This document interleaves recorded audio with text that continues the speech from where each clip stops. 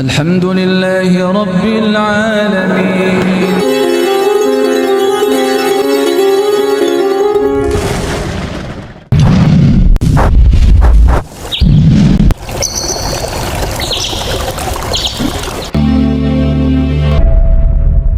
Izin bertanya ada? Iya. Sekarang di zaman sekarang itu kan ada beberapa kalangan yang mana mereka itu bertawassul dan juga bertabarruk. Ada yang juga tahlil dan sampai kepada kuburan-kuburan juga kan. Nah, di situ saya pernah membaca suatu redaksi di kitab Khairatul Hisab, yang mana di situ pada bab al-faslul khamis, yaitu fi ta'adzubil a'immati ma'ahu fi mamatihi kama huwa fi hayatihi wa anna qabruhu yuzaru li qadail hawaij.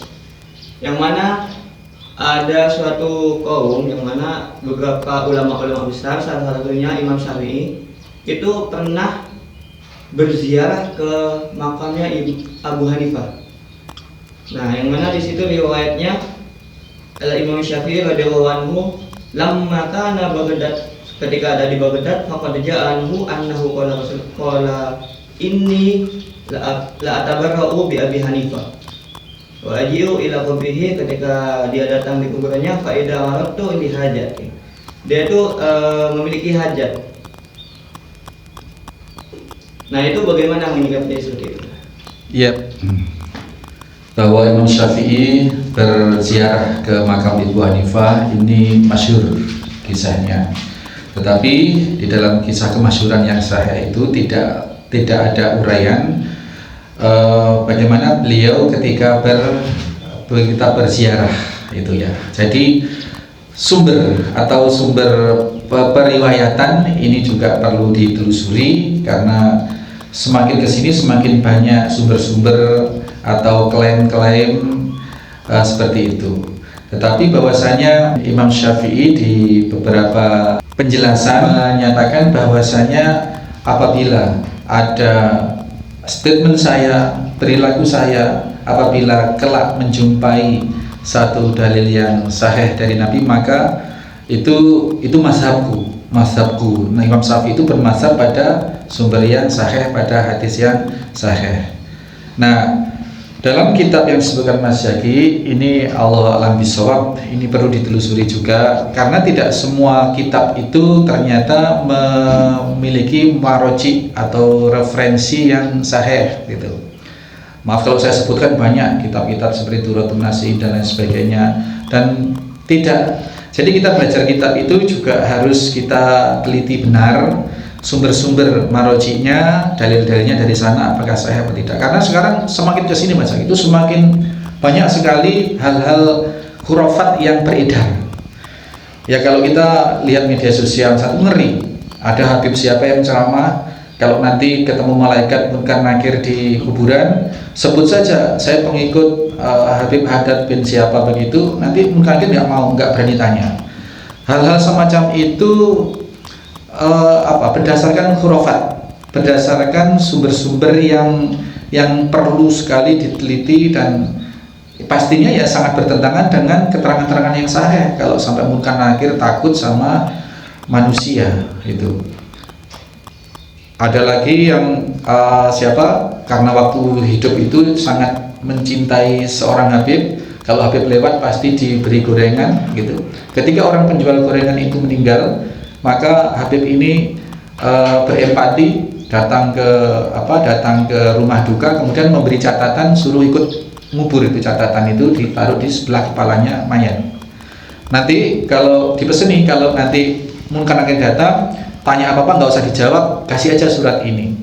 Dan itu disampaikan dengan serius, dengan satu doktrin ya, dan tampaknya pengikutnya sangat percaya dan sangat banyak gitu.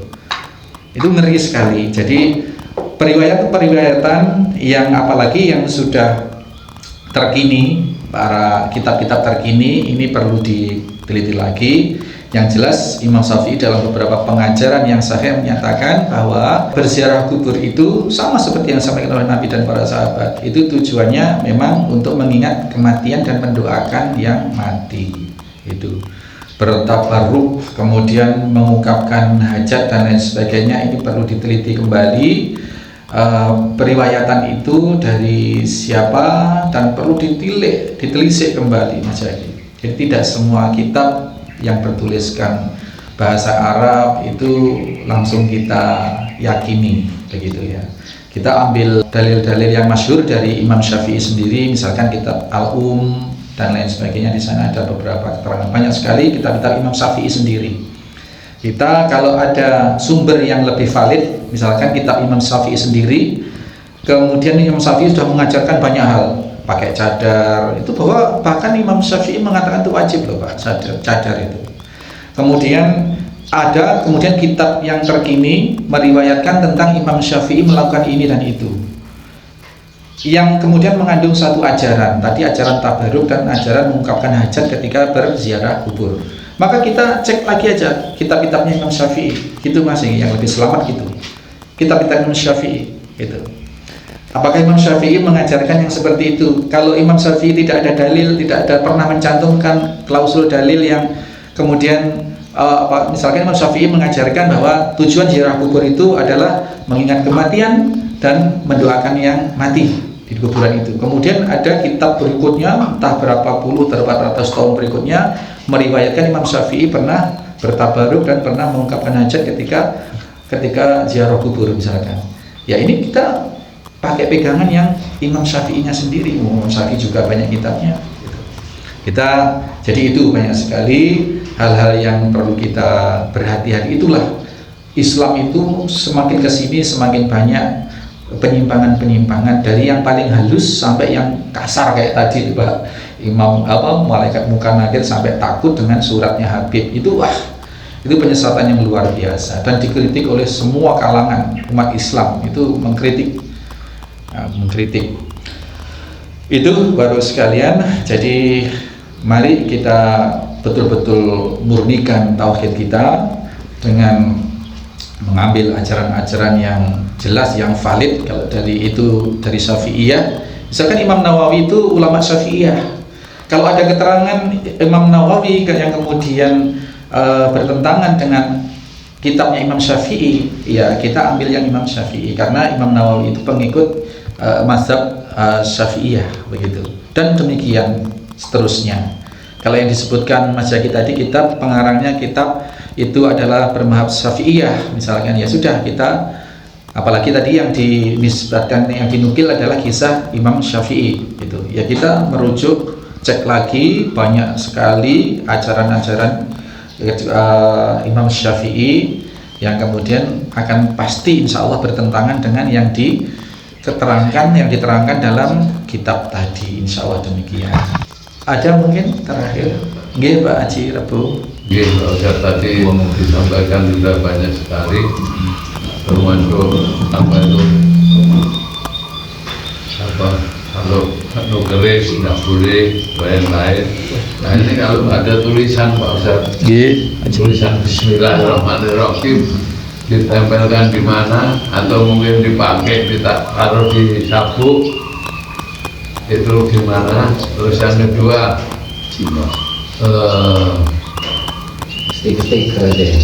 itu masalah menutup aurat ya. Itu kalau orang perempuan kerja di instansi tertentu, seragamnya pakai celana. Iya. Waalaikumsalam warahmatullahi wabarakatuh. Jadi tadi itu ada kalimat Bismillah, itu kalimat mulia dan itu merupakan salah satu kalimat dari Al-Quran, dan itu bisa disebut sebagai Al-Quran juga. Yang pertama, meletakkan di sabuk, itu jelas sabuk itu kan di aurat ya Pak, katakanlah di wilayah aurat, di pinggang itu kan termasuk bawah. Ini satu sudah secara adab sudah tidak betul. Kedua, kalau ada keyakinan bahwa kalimat bismillah itu yang dipakai di sapu itu kemudian akan menjadi sebab selamatnya perjalanan, ini yang masalah, itu masalah. Karena bismillah iya memang bismillah itu kalimat mulia dan itu hanya diajarkan hanya untuk diucapkan, tidak untuk dijadikan, ditulis, dijadikan jimat. Jadi beda ya Pak, bismillah itu ada di dalam Al-Quran Ustaz, bahkan Al-Fatihah itu kalimat ayat pertamanya bismillah, iya. Tapi ketika disalahgunakan, ditulis kemudian ditaruh di pintu, dipaku atau dipendam di mana dengan keyakinan ini sudah merupakan jimat, sudah merupakan satu bentuk kemusyrikan. Karena tidak lagi dengan kalam bismillahnya, tetapi dalam perilaku memendam, memaku dan memakai di sapu. Ini jadi masalah dalam ketauhidan, ini dihindari Pak Haji. Gitu. Yang kedua, seragam sekarang. Seragam. Tempo hari di mana ya? Kita menerangkan tentang bahwasanya sebab Yahudi dilaknat itu, yang awal-awal Yahudi dilaknat itu dikarenakan sebab dia diharamkan makan babi Pak, tetapi akhirnya dia ngakali, dia tidak makan babi, memang komitmen, tetapi dia piara babi karena babi komoditas yang mahal, komoditas yang sangat bagus untuk bisnis. Akhirnya dia piara babi tapi tidak dimakan, dijual. Nah, sesuatu yang haram itu akan menjadi haram pula, sebab-sebab yang menjadikan dia itu haram itu juga diharamkan. Kalau makan babi haram, maka piara babi untuk dijual, uangnya itu juga haram. Nah sekarang kalau ada tempat kemaksiatan, hotel atau tempat pelacuran misalkan, loh Ustaz, saya di situ kan hanya tukang parkir, apa juga dosa? Coba Pak, ini coba dianalisa. Ya iyalah, karena itu termasuk wala ta'awanu 'alal ismi wal 'udwan. Dia berarti tolong menolong dalam keburukan dan dalam kemusuhan. Jadi menyengkuyung praktek pelacuran, menyengkuyung praktek perjudian, dia jadi satpam, jadi tukang parkir, jadi apalah di situ, pegawai di situ. Nah sekarang kalau ada satu pekerjaan yang halal pekerjaannya itu di kantor tapi apabila kantor itu kemudian mewajibkan sebuah kemungkaran, nah ini kita bisa simpulkan sendiri bagaimana. Kalaupun pekerjaan, apalagi kantor yang mempraktekkan keharaman kayak ribawi, kayak judi, kayak pelacuran tadi, jelas itu sudah jelas. Nah sekarang kantor ini kantor yang usahanya halal, tetapi misalnya melarang pakai jilbab atau mengharuskan berpakaian yang tidak menutup aurat, mini dan lain sebagainya. Tempo hari ada broadcast dari yang mantan murid kita juga Pak, saya prihatin, makanya nge-share pengumuman dibutuhkan perusahaan rokok terkenal membutuhkan SPG itu menjelang Desember menjelang untuk tahun baruan kayaknya. Syarat penampilan menarik, tidak memakai jilbab, jelas itu tidak memakai jilbab. Waduh, ini kan sudah kemungkaran yang luar biasa. Kalau ada seperti itu jangan diambil gitu. Terang-terangan itu Pak. Nah, kembali pada pertanyaan Pak Jirbo, ketika kita menyadari bahwa ternyata di situ mewajibkan atau menyuruh pada kemungkaran, ya dihindari Pak. Dihindari.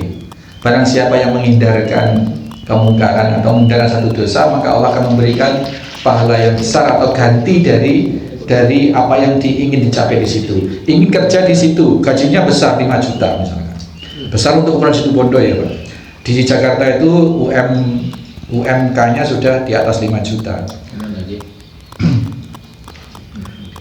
Awas. Itu ya Pak. Jadi kalau kita rela untuk tidak masuk dalam lingkaran yang mempraktekkan kemungkaran di situ dengan niat karena takut kepada Allah, pasti di luar oleh Allah diganti Pak. Disitulah keberanian kita, kekuatan kita di dalam memegang hukum, memegang tauhid tadi. Kalau kita mantap memegang tauhid, kita hindari yang di situ ada kemungkaran, pasti di tempat lain Allah akan beri jaminan. Tapi kembali lagi, ini hanya bagi orang-orang yang wa innaha lakabiratun illa 'alal khashin, hanya bagi orang-orang yang khusyuk, yang paham, yang betul-betul terikat hatinya kepada Allah Subhanahu wa taala. Kalau enggak ya bingung, Pak. Wah, saya kalau enggak kerja di situ kan enggak bisa memenuhi kebutuhan, Ustaz, bagaimana. Kalau saya keluar dari instansi itu gajinya banyak. Saya mau usaha apa di luar, bagaimana anak istri saya? Ada sebagian ulama yang menyatakan, ya jangan langsung keluar. Itu disikapi sebagai darurat, tetapi dengan itikad untuk terus mencari peluang lain yang bisa nanti menopang kalau keluar dari situ, bisa menopang gitu. Jadi jangan langsung pas mendengar dalil gini langsung pas keluar gitu, padahal nggak ada sumber lain yang bisa menghidupi keluarga misalkan. Ada yang lebih soft, yang lebih lunak, ya tidak langsung keluar seperti itu, tapi dengan itikad kuat untuk mencari sumber-sumber pendapat lain, apakah usaha piara ayam, nanam apa dan lain sebagainya, nanti untuk berkeinginan kuat untuk keluar dari tempat yang dirasa kemungkaran itu. Demikianlah muhajirah kita, nanti masih kita lanjutkan untuk pembahasan hadis berikutnya di Sabtu yang akan datang insyaallah. Subhanakallahumma wa bihamdika asyhadu an la ilaha illa anta astaghfiruka wa atubu ilaik. Assalamualaikum warahmatullahi wabarakatuh.